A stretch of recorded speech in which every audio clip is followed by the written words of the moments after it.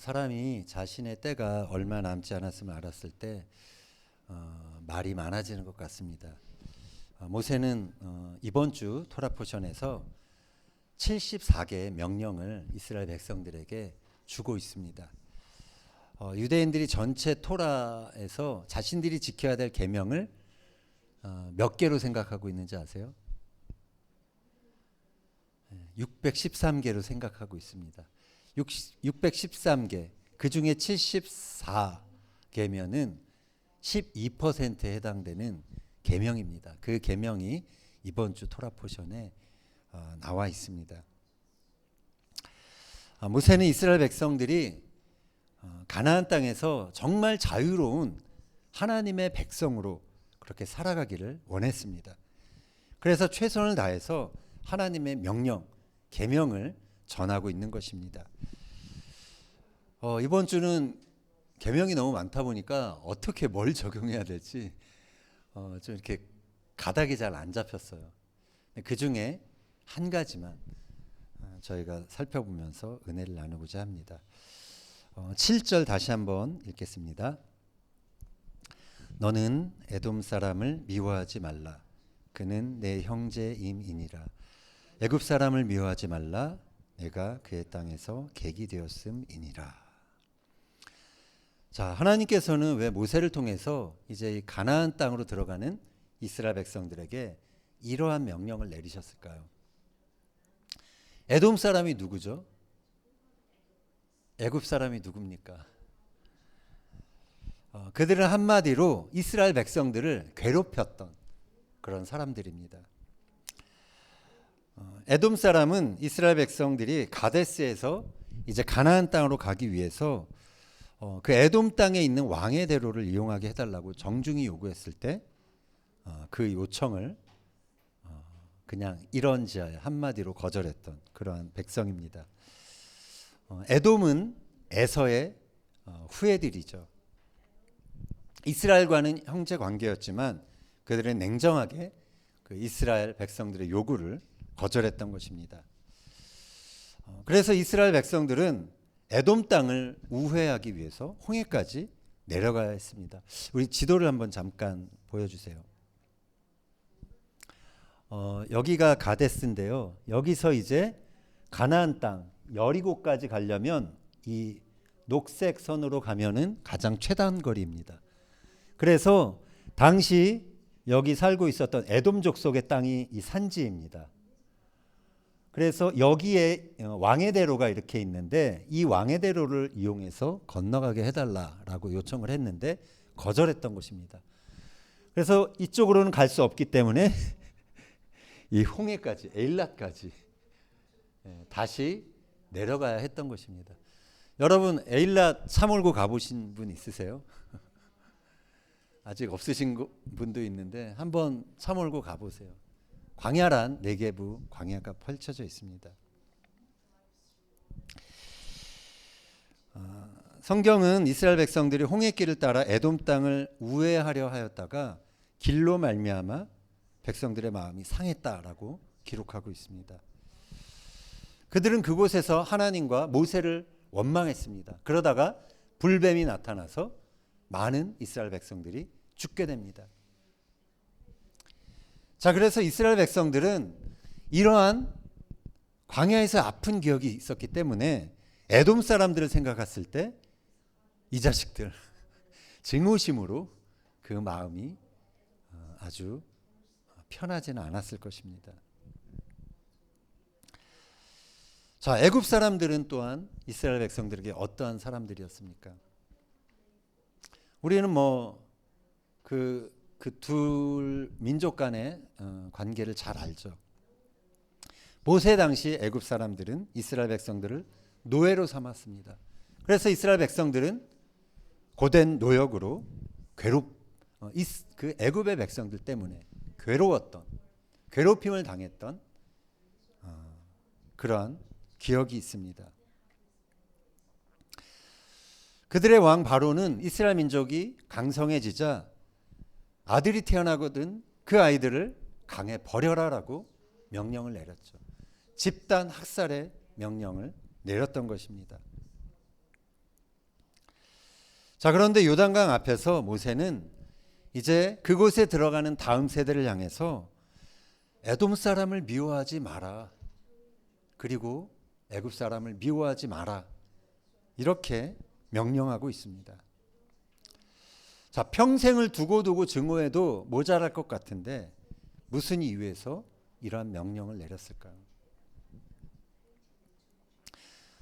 그것은 한마디로 이스라엘 백성들의 자유를 위해서 그렇게 명령한 것입니다.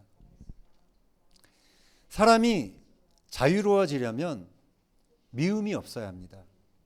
미움을 버려야 합니다. 그들이 과거 그들의 원수들을 계속 미워했다면 어떤 결과가 이 이스라엘 백성들에게 있었을까요? 랍비 조나단 sak스가 그 결과를 이렇게 말합니다. 영어로 제가 읽어드리면 Moses would have taken the Israelite out of Egypt, but he would not have taken Egypt out of the Israelites. 모세가 이스라엘 백성들을 애굽에서 빼낼 수는 있었겠지만 이스라엘 백성들에게서 애굽을 빼낼 수는 없었을 것이다. 이렇게 말하고 있습니다. 정신적으로 그들은 여전히 과거의 그 노예로 애굽에 머물러 있는 상태가 되었을 것이다 라는 진단입니다. 그리고 새로 만든 사슬이 아니라 마음의 사슬에 여전히 묶여 있었을 것이다 라는 진단인 것이죠. 모세는 가나안에 들어가는 이스라엘 다음 세대들이 과거에 묶여 살기를 원치 않았습니다. 자신들을 괴롭게 했던 자들에 대한 원망과 증오를 버리지 않는다면 그들은 여전히 과거에 묶일 수밖에 없었던 것입니다. 그래서 현재와 미래 펼쳐질 진정한 자유를 누릴 수 없게 되는 것이죠. 모세는 애굽 사람을 미워하지 말아야 되는 이유를 밝힙니다. 그것은 그들이 너의 형제이기 때문이다라고 말하고 있습니다. 에돔은 에서의 후예라고 했죠. 에서의 다른 이름입니다. 에서가 야곱을 미워해서 그를 죽이겠다고 맹세한 적이 있습니다. 그만큼 야곱이 미움받을 짓을 했죠. 그의 형의 장자권을 자기가 속여서 자신의 것으로 삼았던 것이죠. 그러나 그것은 에서가 자신의 장자 권리를 또 소홀히 여긴 그러한 결과이기도 했습니다. 아버지 그 이삭은 에서를 향해서 또 그렇게 축복 같지 않은 그 축복을 남은 축복을 해준 적이 있습니다. 너는 칼을 믿고 생활하겠고 내 아우를 섬길 것이다.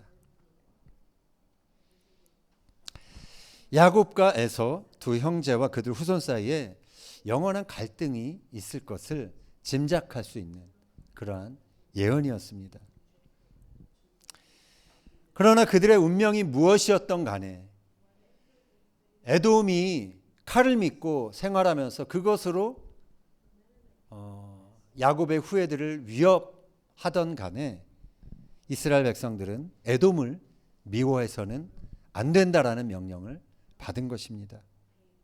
그것은 그들이 형제 관계이기 때문에 그렇습니다. 이스라엘 백성들은 그들의 땅을 통과하려는 그러한 일이 거절됨으로 인해서 모욕을 받았습니다. 그러나 그 일에 대해서 어느 때라도 보복하지 말라는 그런 명령을 받았던 것이죠. 이스라엘 백성들에게 미워하지 말 것을 하나님은 명령하신 것입니다. 애굽의 죄는 에돔의 죄는 괘씸했지만 죄인은 미워하지 않아야 했던 것입니다. 이스라엘 백성들은 자신들의 그 과거를 기억해야 했지만 그것에 사로잡히지 말아야 했습니다. 그들은 자신들이 괴로움을 당한 그 상황 속에서 그럼에도 불구하고 원수를 사랑하고 용서하는 법을 배워야 했던 것입니다. 모세는 또한 애굽 사람을 미워하지 말아야 하는 이유도 말했습니다. 그것은 이스라엘 백성들이 그들의 땅에서 객으로 살았기 때문이다라고 그렇게 말하고 있습니다. 하나님은 그 토라에서 이러한 명령을 내리셨습니다. 매 7년마다 종을 자유케 하고 그들을 놓아줄 때 빈손으로 가게 하지 말고 후히 주라. 그리고 그렇게 명령하는 이유를 다음과 같이 말씀하십니다. 신명기 15장 15절 읽겠습니다. 너는 애굽 땅에서 종 되었던 것과 내 하나님 여호와께서 너를 속량하셨음을 기억하라. 그것으로 말미암아 내가 오늘 이같이 내게 명령하노라. 자, 이러한 맥락의 명령이 이번 주 토라 포션에서도 두 번 더 반복이 됩니다. 그것이 무엇인지 한번 같이 읽겠습니다. 신명기서 24장 17절. 너는 객이나 고아의 송사를 억울하게 하지 말며 과부의 옷을 전당 잡지 말라. 너는 애굽에서 종되었던 일과 내 하나님 여호와께서 너를 거기서 속량하신 것을 기억하라. 이러므로 내가 내게 이 일을 행하라 명령하노라. 21절도 읽겠습니다. 내가 내 포도원의 포도를 딴 후에 그 남은 것을 다시 따지 말고 객과 고아와 과부를 위하여 남겨두라. 너는 애굽 땅에서 종되었던 것을 기억하라. 이러므로 내가 내게 이 일을 행하라 명령하노라. 자, 같은 이유, 그 명령을 내리시는 같은 이유가 나와 있습니다. 그것은 너희가 애굽에서 종됨을 경험해 보지 않았냐. 이 신명기서에서 하나님께서 주고 있는 계명들은 이스라엘 백성들이 애굽에서 종이 되었다라는 그 경험에 기반을 두고 있는 것입니다. 너희가 종으로서 어려움을 당해봤기 때문에 너희들은 다른 사람을 억울하게 하지 말고 그들을 자유롭게 해주라라고 그렇게 명령하는 것입니다. 그래서 이스라엘 백성들이 기억해야 될 것은 그들을 박해했던 애굽 사람들에 대한 증오가 아닙니다. 종으로 사는 것에 대한 고통과 어려움을 기억하라는 것입니다. 그들은 과거 애굽에서 종되었던 것을 기억하면서 복수의 칼을 갈아야 하는 것이 아니었습니다. 증오 대신 그때의 고통을 기억하며 다른 사람들에게 용서와 자비와 사랑을 베풀며 살아야 했던 것입니다. 그것이 그들의 부르심이었던 것입니다. 약속의 땅 가나안에서 정말 자유로운 삶을 살아가기 위해서 이스라엘은 이제 과거의 피해자로 자신을 정의하는 것을 멈춰야 했습니다. 그러기 위해서 그들은 미움과 증오를 버려야 했습니다. 얼마든지 미워해도 될 이유가 있었지만 미워하려는 의지, 그것을 그들은 접어야 했습니다. 그래야만 약속의 땅에서 여전히 과거에 매이는 것이 아니라 자유로운 미래를 건설해 나갈 수 있었기 때문이었습니다. 마틴 루터 킹 목사가 이런 말을 했습니다.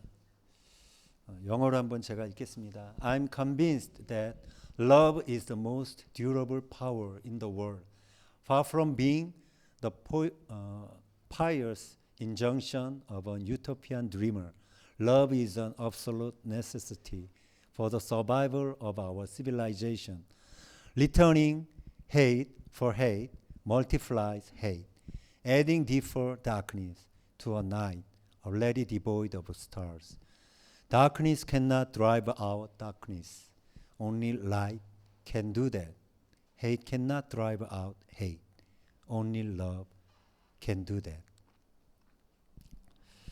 원수를 사랑하라는 명령은 유토피아를 꿈꾸는 몽상가들의 비현실적인 명령이 아닙니다. 인류의 생존을 위해 절대적으로 필요한 명령인 것입니다.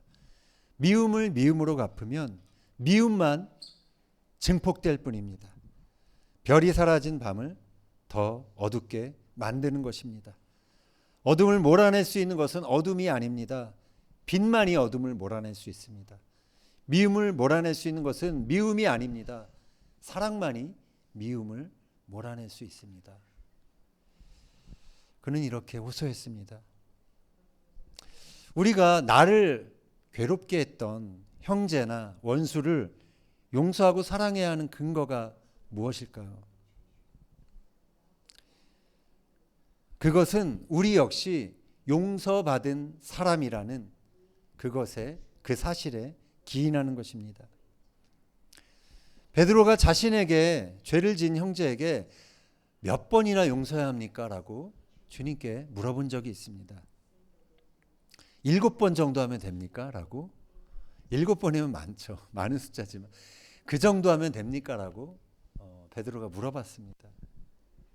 그때 예수님이 뭐라고 답하셨죠? 7번뿐만이 아니라 7번을 70번까지 7 곱하기 70 490번 용서하라라고 답을 하셨죠.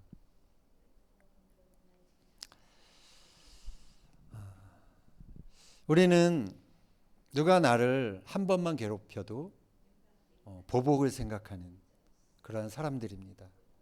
그것이 우리의 자연스러운 육의 사람의 반응인 것이죠. 그러나 예수님은 끊임없이 용서해야 한다고 말씀하고 계십니다. 예수님께서 이 베드로의 질문 이후에 하나의 비유를 또 설명하셨습니다. 그 내용은 그렇죠. 1만 달란트 빚진 자에 대한 비유였죠. 어떤 사람이 주인에게 1만 달란트를 빚졌습니다. 아내와 자식을 팔아도 도저히 갚을 수 없는 엄청난 그러한 액수였죠. 그래서 이 사람은 주인에게 나에게 자비를 베풀어 달라고 호소했습니다.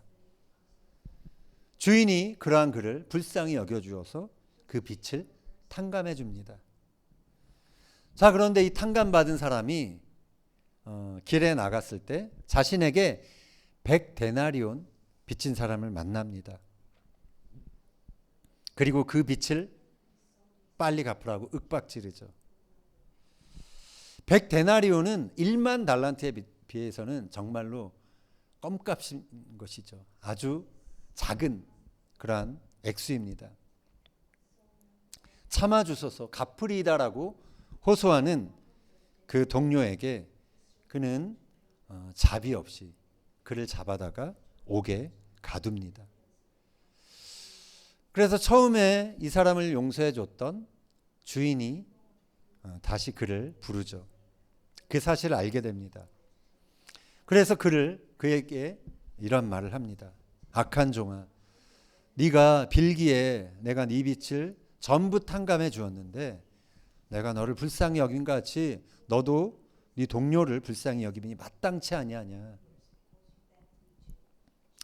이런 말을 하며 그 주인은 그가 빚을 다 갚기까지 그를 옥졸들에게 넘기게 됩니다. 예수님은 이 비유 끝에 이 말씀을 하십니다. 마태복음 18장 35절 읽겠습니다. 너희가 각각 마음으로부터 형제를 용서하지 아니하면 나의 하늘 아버지께서도 너희에게 이와 같이 하시리라. 용서를 경험한 사람만이 용서할 수 있는 것입니다. 우리가 다른 사람을 용서할 수 있는 사람이라면 그것은 우리가 용서받은 자라는 증거인 것입니다. 바울은 자신이 용서받은 자였기 때문에 죄로 넘어진 형제들을 용서하기로 결정합니다. 용서가 그 사람을 새롭게 일으키고 새로운 인생을 살도록 할 수 있는 힘이 된다라는 것을 그는 믿고 있었습니다. 그래서 바울은 에베소 교회 성도들에게 이렇게 권합니다. 에베소서 4장 31절이야 같이 읽겠습니다. 너희는 모든 악독과 노함과 분냄과 떠드는 것과 비방하는 것을 모든 악의와 함께 버리고 서로 친절하게 하며 불쌍히 여기며 서로 용서하기를 하나님이 그리스도 안에서 너희를 용서하심과 같이 하라. 골로새서 3장 13절도 읽겠습니다. 누가 누구에게 불만이 있거든 서로 용납하여 피차 용서하되 주께서 너희를 용서하신 것 같이 너희도 그리하고. 우리 중에 상처를 받고 싶은 사람은 아무도 없을 것입니다. 상처를 일부러 주고 싶은 사람도 사실은 아무도 없습니다. 그러나 우리는 관계 속에서 본의 아니게 상처를 주고 받습니다. 상대방이 내 분노의 뇌관을 건드릴 때가 있습니다. 그럴 때 우리 안에 폭발하는 것이 있죠. 악독과 분노입니다. 그 사람을 비방하고 싶고 어떻게 해서라도 이것을 갚아주고 싶은 그런 보복심, 악의가 올라오게 됩니다. 이럴 때 바울의 처방은 간단합니다. 그런 마음을 버리라라는 것입니다. 서로 용서하되 주께서 주님이 너를 용서해 주지 않았냐? 너도 그를 용서하라라고 그렇게 말하고 있죠. 예수님께서 우리의 죄를 사해 주시고 우리의 죄를 깨끗게 해주신 그 사실이 우리가 다른 사람을 용서해야 하는 근거가 되는 것입니다. 지금 한번 여러분 자신을 돌아보셨으면 좋겠습니다. 나는 쉽게 분노하는 사람인가? 나는 자주 다른 사람에 대한 불만을 털어놓는 사람은 아닌가? 내가 다른 사람들보다 분노 지수나 불만 지수가 높을 수 있습니다. 그러나 우리의 천성이 그렇다고 해서 그대로 살 수는 없는 일입니다. 우리는 바울의 권면대로 그런 마음들을 버릴 수 있습니다. 옛사람의 천성을 새 사람의 성품으로 바꿔야 하는 것입니다. 우리는 우리가 용서받은 자라는 사실을 기억할 때 상대방을 용서할 수 있습니다. 그리고 우리가 용서하는 자가 될 때 하나님으로부터 용서를 경험하는 자들이 되는 것입니다. 예수님이 말씀하셨습니다. 마태복음 6장 14절 같이 읽겠습니다. 너희가 사람의 잘못을 용서하면 너희 하늘 아버지께서도 너희 잘못을 용서하시려니와 너희가 사람의 잘못을 용서하지 아니하면 너희 아버지께서도 너희 잘못을 용서하지 아니하시리라. 우리는 나를 힘들게 한 사람을 용서하지 않으므로 그 사람에게 내가 받은 상처를 돌려줄 수 있다라고 그렇게 생각합니다. 용서하지 않는 것이 보복하는 것이다라고 믿고 있는 것이죠. 그러나 용서하지 못하는 마음은 그 사람이 용서를 베풀 때까지 평생 원망과 원한의 마음을 그 몸에 지닌 채, 그 마음에 지닌 채 살아가는 것을 의미합니다. 그것은 과거를 떠내보내지 못하고 자신을 피해자라고 정의하며 여전히 피해자로 살아가는 것을 선택하는 것입니다. 결국 자신이 용서하지 못하고 자신을 늘 피해자로 여긴다면 그 사람은 분노와 원망, 증오를 계속해서 자신 안에 두고 안고 살아가는 것입니다. 그것은 우리에게 해로운 것입니다. 그래서 여러분은 여러분을 괴롭게 한 상대를 위해서가 아니라 바로 우리 자신, 여러분 자신을 위해서 용서를 해야만 하는 것입니다. 그래야만 우리에게 주어진 약속의 땅 가나안에서 자유로운 미래를 살아갈 수 있는 것입니다. 예수님이 가르쳐 주신 기도에 우리가 잘 아는 이 내용이 있습니다. 우리가 우리에게 죄 지은 자를 사하여 준 것 같이 우리의 죄를 사하여 주소서. 우리는 우리가 주님으로부터 끊임없이 용서받는 그러한 사람이란 것을 기억할 때 우리 역시 우리에게 죄 지은 자를 용서해 줄 수 있는 것입니다. 이스라엘 백성들은 하나님의 구속의 은혜로 종에서 자유자가 되었습니다. 그들은 애굽 사람들이 얼마나 자신들을 괴롭혔는지를 기억하며 그들을 미워하라고 구속받은 것이 아니었습니다. 그들은 종에서 해방을 주신 하나님의 은혜를 기억하고 그들도 다른 사람들을 자유케 해주라고 그렇게 부름을 받은 것입니다.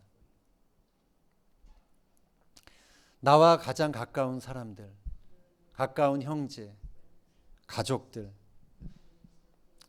그들이 나를 괴롭게 할 수 있습니다. 내가 기도 응답으로 알고 들어간 직장에서 상사가 바로처럼 나를 노예로 부려먹을 수 있습니다. 그러나 그런 상황에서 우리가 미움이 올라오죠. 그러나 그 미움은 부름받은 자가 선택할 수 있는 옵션이 아닙니다.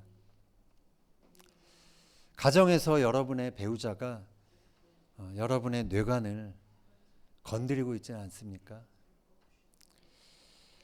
참아야 합니다.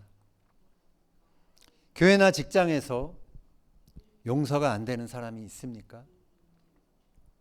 우리는 미워하기를 멈춰야 합니다. 그 대신 용서와 사랑으로 안갚음 해줘야 합니다. 우리는 주변 사람의 연약함 때문에 화가 나더라도 용납하며 자주 용서를 하기로 결정해야 하는 것입니다. 그것은 나 역시 실수가 많고 또 연약함에 빠질 수밖에 없는 그러한 사람이기 때문에 그렇습니다. 서로 용서하는 것만이 가정과 공동체의 분열을 일으키는 사단의 계략을 막는 것입니다. 용서만이 가족의 해체와 공동체의 분열을 막고 새로운 삶을 건설하는 유일한 길인 것입니다. 바라기는 우리에게 허락하신 미래 약속의 땅에 미움과 증오를 달고 들어가지 않기를 바랍니다. 과거의 기억이 여전히 우리를 아프게 할 수 있습니다. 그것이 우리를 힘들게 할 수 있습니다. 그러나 우리에게 주신 약속의 땅에서 사랑과 용서와 자유를 심기 위해 기꺼이 용서하고 그 미움을 버리는 선택을 하는 저와 여러분이 되기를 예수님의 이름으로 축원합니다.